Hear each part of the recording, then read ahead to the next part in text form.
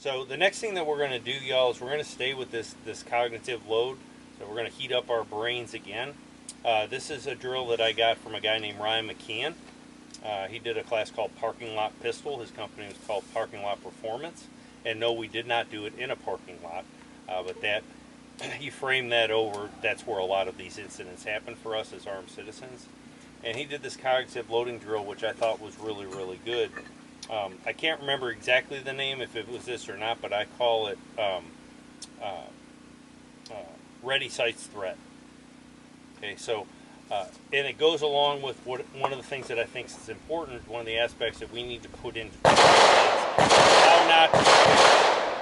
how not to shoot, or how to stop us from shooting when it's not warranted. All right, draw it into your workspace, load and make ready, or check status. When it's in a status you're happy with, clear and your cover garment and look it back into the holster. Draw out the low ready.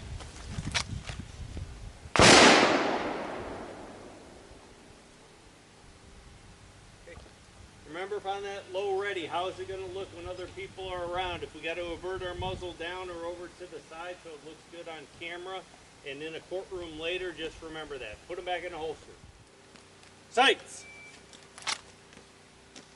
Fingers should be on the relax, go to low ready. Finger up in high register, we go down into a low ready position. Put them back in the holster. Draw out to high ready. Sights. Go to low ready. Threat. Go to low. However many rounds you think until you visualize the desired effect. Threat.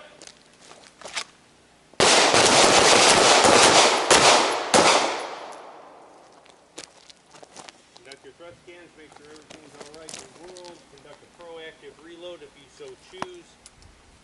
And when they're in a condition you're happy with, look it back into the holster.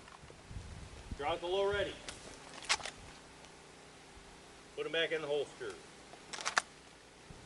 Draw out the high ready. Sight. Threat.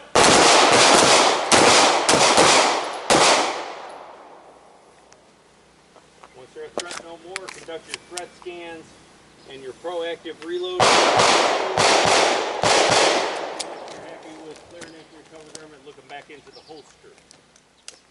Sight.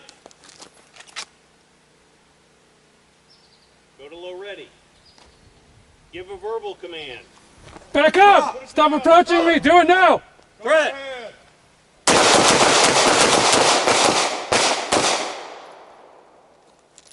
Have your post-shooting protocol. Draw to low ready. Put it back in the holster. Sight! Go to low ready. Give a verbal command. Back up! Do it now! Turn away from me! Do it now! All right, man, I don't want anything. Look it back into the holster. Threat!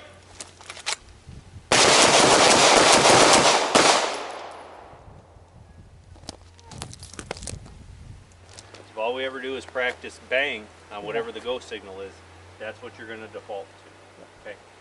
The last thing that I want to bring up, and this is something that I've started seeing. So with the post-shooting protocols, why a protocol past whatever it is that you want to call it, okay? And again, putting it into realistic context. So, you know, I'm shooting, okay, I get a desired effect, they fall down, whether or not they expire or not, that's irrelevant to me as long as they're not a threat. They throw their hands up, they run away, whatever the case may be. What's the next thing I do then? After I get a desired effect on that, scan in front of you. Yep. Then I scan, right? So I start off with 180, check 360 for any anomalies, make sure everybody is okay. Maybe I give them commands, hey, get behind that piece of cover, call 911, okay?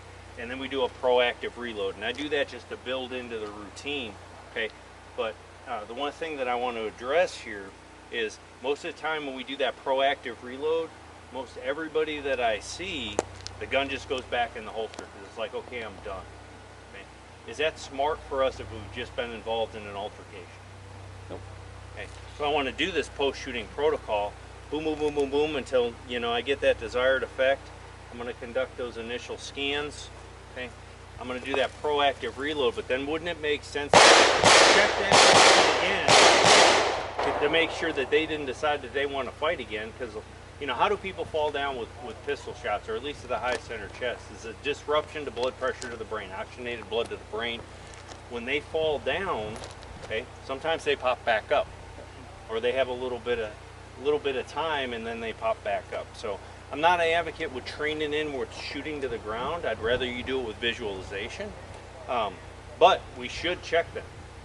And you know, once I've done that proactive reload, if I'm not still looking around, I do a quick look around, because I put the gun back in the holster when I make that decision and when I choose to, and I do it slow and deliberately.